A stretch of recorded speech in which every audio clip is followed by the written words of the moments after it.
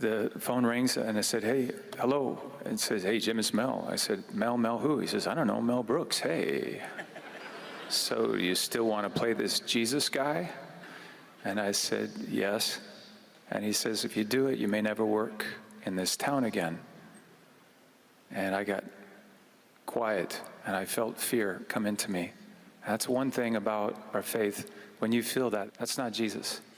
Then he put his hand over the phone.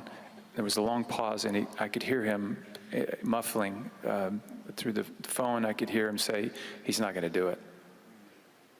And at that point, then, I could feel the difference. Something come through me that was great love, and it was, look, man, we're all called to carry our cross. If you don't pick up and carry your cross, you will be crushed by the weight of it. And he got silent. And then I said, oh my God. He said, what?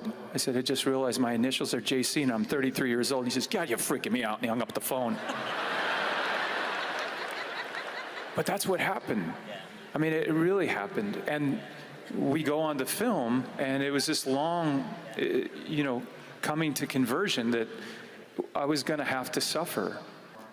And that's what began to happen. The shoulder separation, the cross, the cold, the hypothermia, the lung infection, being struck by lightning, the open heart surgery. I was messed up. But what happened was, when I was on the cross, and I could just barely take it, and I'd get up there, they'd tie me up, put me in, and it was near a 1,000-foot cliff, so I already was struggling with my shoulder. And every time the wind, it was like a Grand Canyon, would come over maybe at 3 knots, and all of a sudden it increased at 20, 30 knots. The cross would snap, and it would rip my shoulder out.